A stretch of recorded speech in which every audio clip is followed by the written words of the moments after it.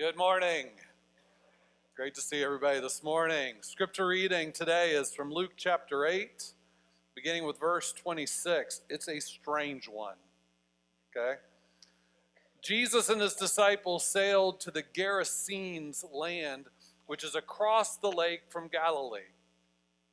As soon as Jesus got out of the boat, a certain man met him. The man was from the city and was possessed by demons. For a long time he had lived among the tombs, naked and homeless. When he saw Jesus, he shrieked and fell down before him. Then he shouted, "What have you to do with me, Jesus, Son of the Most High God? I beg you, don't torture me." He said this because Jesus had already commanded the unclean spirit to come out of the man. Many times it had taken possession of him, so he would be bound with leg irons and chains and placed under guard. But he would break his restraints, and the demon would force him into the wilderness. Jesus asked him, "What is your name?" "Legion," he replied, because many demons had entered him.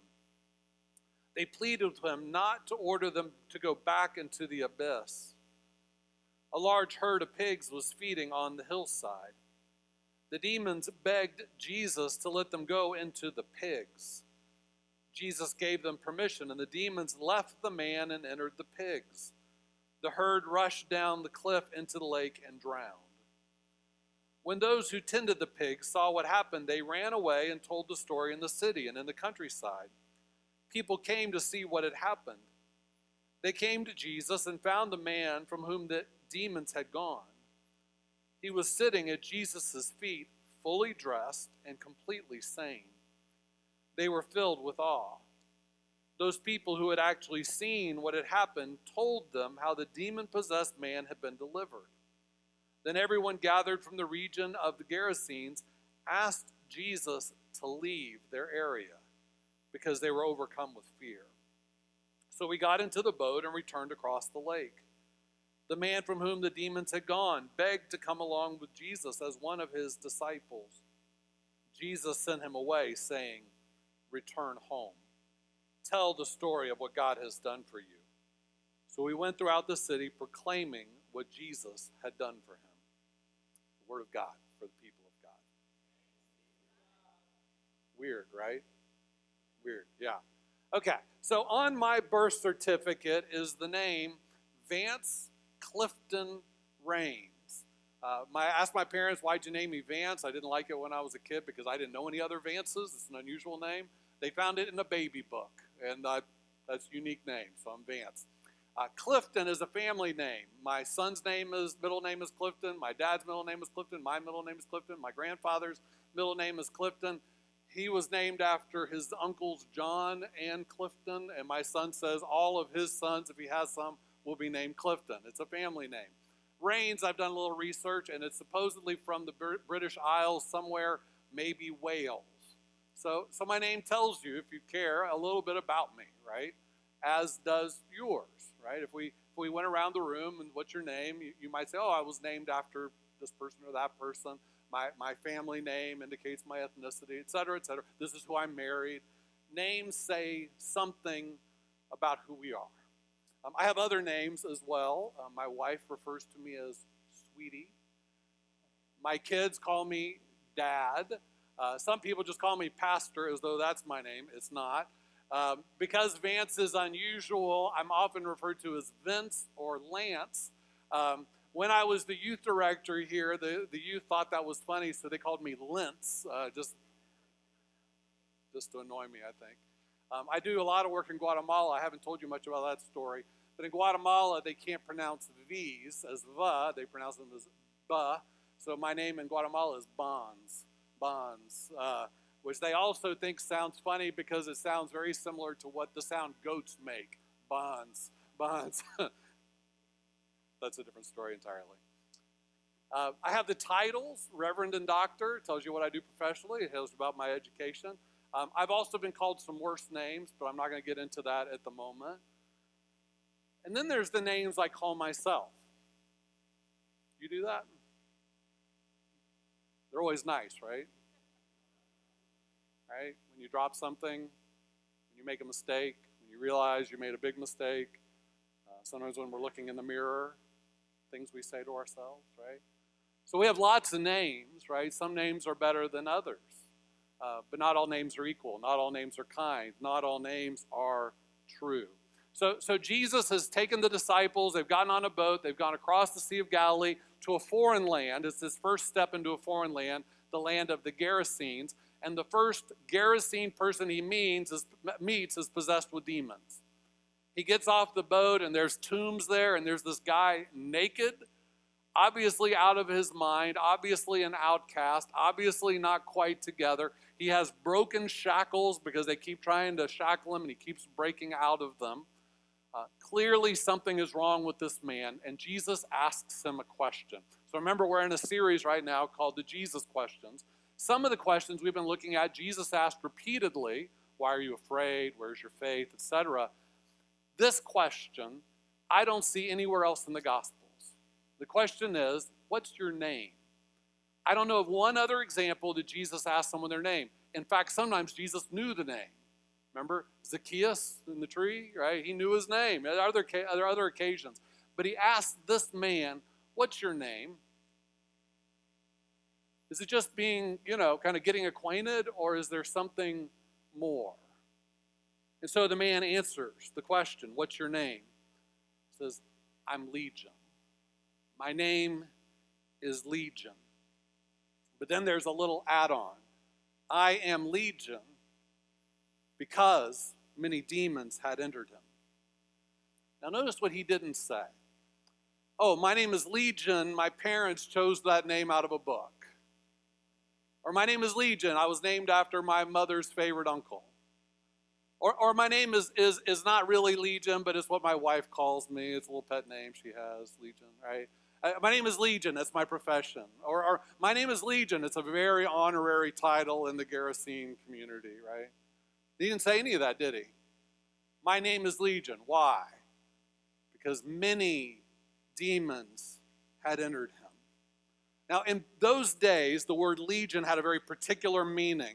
About 100 years before this story, the Roman Empire had sent armies into this part of the world to conquer it, subdue it, and make it part of their expanding empire, the Roman Empire. And a legion was a particular kind of military force. It was the infantry that went in and did the subduing, conquer, destroy, capture, kill, oppress.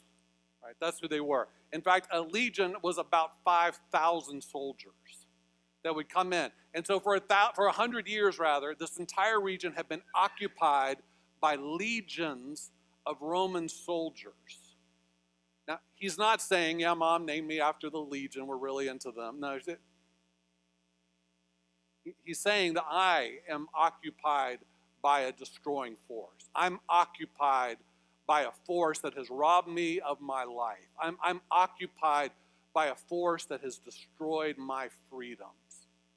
I'm occupied by a force of demons, maybe 5,000 demons, who have completely consumed my identity, right? What's your name? He says, my name is Legion. Well, I want to make a claim here, and I cannot support it in any way. You're just going to have to decide whether you agree with me or not. I don't think his name is Legion. I don't think Mommy and Daddy named him Legion. Oh, look, we'll call him Legion. I don't think that's what Mom and Dad named him. Do you? No, I don't believe that. We know the common names in those days included Judas, which isn't a great name, but it was a common name. Ananias, Zacchaeus, those are all common. Jesus was actually a common name in those days. Legion was not a common name. He was not named Legion. So what's going on here? He has so identified with his affliction, his wound.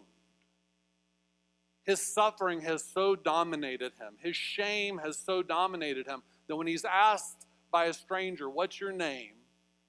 He doesn't say, my name is Judas or Joseph or James or Simon, whatever it might have been. He names himself. He identifies himself. He presents himself by his affliction. My name is Legion. It's an adopted name. It's a name that has been forced upon him and now is part of his at least he thinks, his sense of identity. It's not his true name. Think that ever happens to us? Like, we may still be known by our given name. We may still introduce ourselves by our given name. But when we think of ourselves, is it possible that we think of ourselves by something else? Maybe something that was said to us, something that was said about us, something we've heard that we don't feel like we measure up to. Maybe it's that thing we say when we look in the mirror, right? Fat. Ugly. Failure. Unlovable. Unwanted. Reject. Idiot. Any of this sound familiar? I expect we do this a lot. When I was in seminary, I took a Christian ethics class. I don't remember anything from my Christian ethics class, not one thing except for this. One day, Dr. Smith said, every pastor's greatest fear is that his or her congregation will discover that they are the spiritual fraud they already know they are. Every eye looked up, and you could have heard a pin drop. Right, 'cause it was true. Fraud. There's another name that's not so nice. Sometimes these names have been said to us. Sometimes we say them about ourselves, but I would suspect there's many of us in this room that have said things about themselves, to themselves, that you would never say to anyone else or about anyone else. You ever notice how cruel we can be to ourselves? What's your name? Legion. My name is Legion. Remember that lie we were told as children? Maybe you've taught it to yours. Sticks and stones will break my bones, but what a damn lie. Right? I've been bruised a lot of times. I don't even remember any of them. Words, they linger. I can tell you most of them because I've repeated them to myself over and over and over. Really what we're talking about is the difference between truth and lies. Truth and lies. Like we talk about Jesus being the truth, and sometimes what we mean by that is Jesus is the true revelation of God. That's true. But also the way Jesus is the truth is he reveals to us who we are. Well, what does that mean? Well, you and I are sinners in need of a Savior. That's part of the truth. But also we forget the other part of the truth is we're sinners who deserve to be saved, who God wants to save. For God so loved the world that he gave his only Son, right? That God has made an investment in you and I, that we were made in the image and likeness of God, and that God's not ready to give up on us. And so he sends Jesus to save us, Jesus to heal us, Jesus to restore us, Jesus to redeem us so that we can live the abundant life he had planned for us. Here's this guy, Legion, who's lost everything, right? He's lost his family, his friends, his own sense of identity, the life that he was born to live, right? God's not satisfied with that. The truth of who you are has everything to do with who God says you are. And that God says, you're my child. And I don't give up on my children. You are loved. And I will do anything it takes to show you how much you're loved. You were created for eternity. And my intention is to make you an eternal being. See, this is the truth. Right? These false names we give ourselves, those are the lies. In part, it's what it means in John 8:31 through 32. You are truly my disciples if you remain faithful to my teaching. Then you will know the truth. And the truth will set you free. When we know the truth of our identity, not these lies the world tells us, we tell ourselves. When we know the truth, we are free to live the life that God intended for us. But the problem is the truth of the gospel often gets drowned out by the messages we hear all around us every single day. One of my favorite writers is Henry Nouwen. He says it like this. As long as I keep running about asking, do you love me? Do you really love me? I give all power to the voices of the world and put myself in bondage because the world is full of what? Ifs. Think about this. The world says, yes, I love you if you're good looking, intelligent, and worthy. wealthy. I love you if you have a good education, a good job, and good connections. I love you if you produce much, sell much, and buy much. There are endless ifs hidden in the world's love.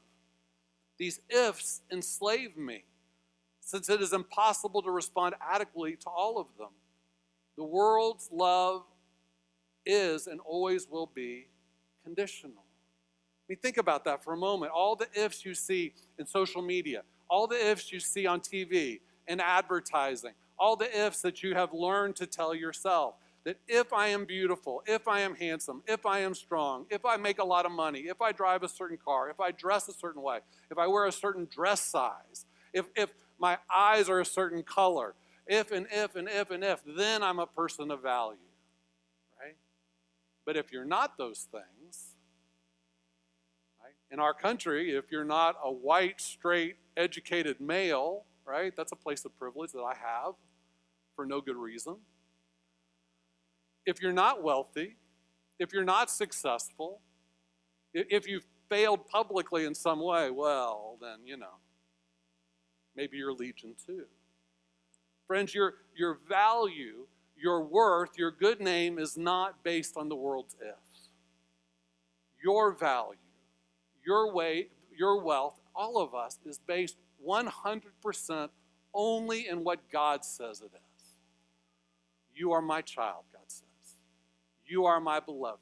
No matter what you've done, no matter what's been done to you, you are mine. You are God's son or daughter. You are loved.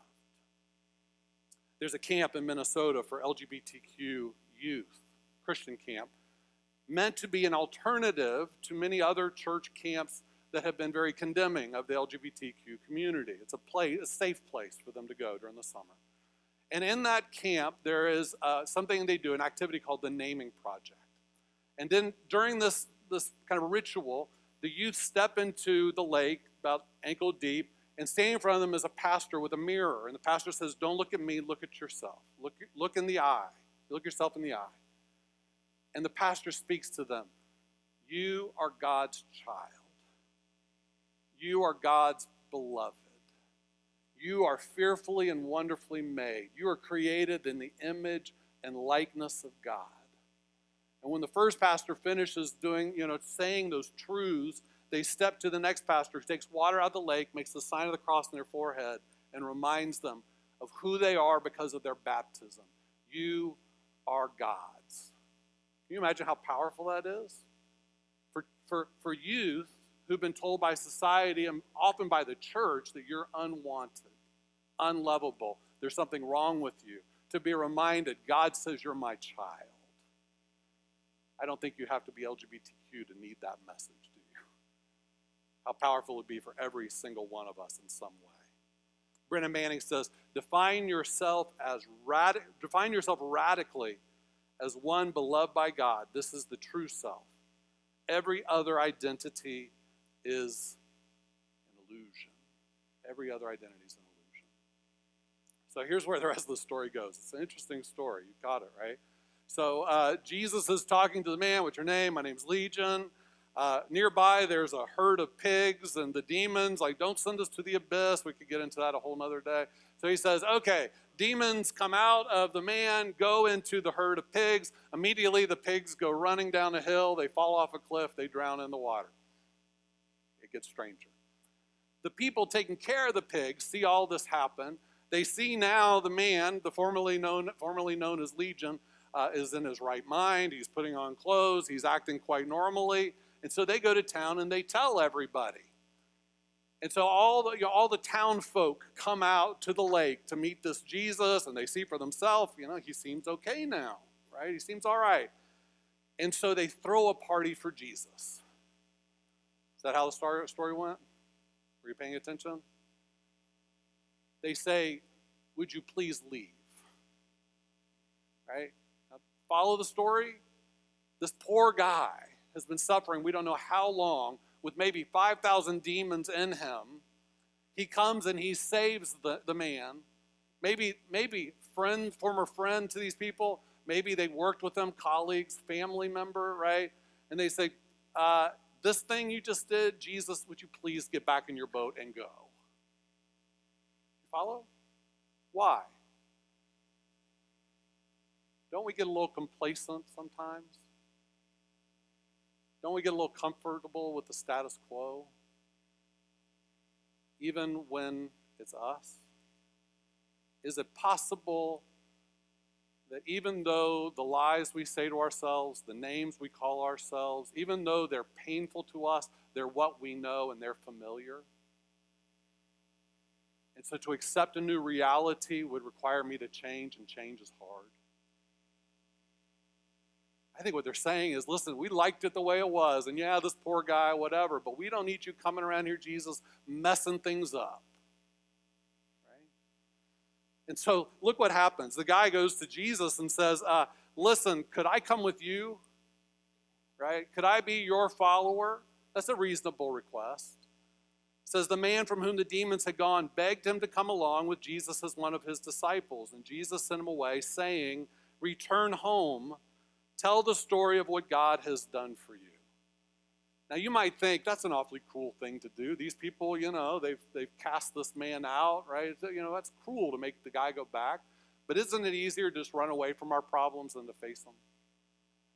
Right? The harder thing for this guy is going to be to resume a normal life. Jesus says, don't come with me. If you come with me, you're always going to remember that you're Legion. You're not Legion anymore. If you come with me, all these people will always remember you naked and with chains on. They're always going to remember you as Legion. You're not Legion anymore. I need you to go back and demonstrate for them that God has changed you, that God has redeemed you, that God has made you whole. Sometimes that is a painful, difficult thing. Maybe you've had to do that in your own family. Like you're getting your stuff together and everybody else in the family, they're still not so together, right? This can be challenging. Jesus says, no, I need you right here. Live out your true identity even in places it's hard to do it. So there's one more thing I wanted to share with you this morning. There is an obscure passage in the book of Revelation, chapter 2, verse 17. It says that for all who are triumphant, which simply means when we die and we go to heaven, that we're going to be handed a white stone. Listen to this. I will also give each of them a white stone with a new name written on it, which no one knows except the one who receives it. There's no other reference to this in the whole Bible, just this one little verse. But what it seems to mean is that when I go to heaven someday, I'm going to be handed a white stone. And on it, my true name will be inscribed. It won't say Vance. It won't say Lentz. It won't say Sweetie. It won't say Dad. It won't say Pastor. It won't say Reverend Doctor. I don't know what it'll say. In fact, I'll be the only one. Here's what I do know, and I know this for sure. It's not going to say Legion. It's not going to say anything shameful. It's not going to say anything judging or condemning. In some way, my name will affirm that I was created in the image and likeness of God. In some way, that name, whatever it is, will confirm my true identity in Christ. In some way, that name is going to welcome me home. In some way, that name is truthful and will set me free. So will yours. So will yours. So we've got a bunch of stones up here today, and we didn't put names on them because we don't know what they are. So we just wrote loved on them. This isn't your ultimate stone, but it's not a bad placeholder, is it? So Danielle's going to sing a song. Gabrielle's going to sing a song over us. Whatever your name is. Gabrielle will sing a song over, sorry. And as she does, I want to invite you to come take a stone. It doesn't have your name on it, but it is true. For every single one of you, it is true. You are loved. If you'd like to take a moment here at the altar to pray, you're welcome to do that. Take your stone, put it somewhere you'll see it, maybe in front of the mirror. That's a place of judgment for a lot of us. Maybe by the refrigerator. That's a place of judgment for some of us. Maybe on your desk. That's a place of judgment.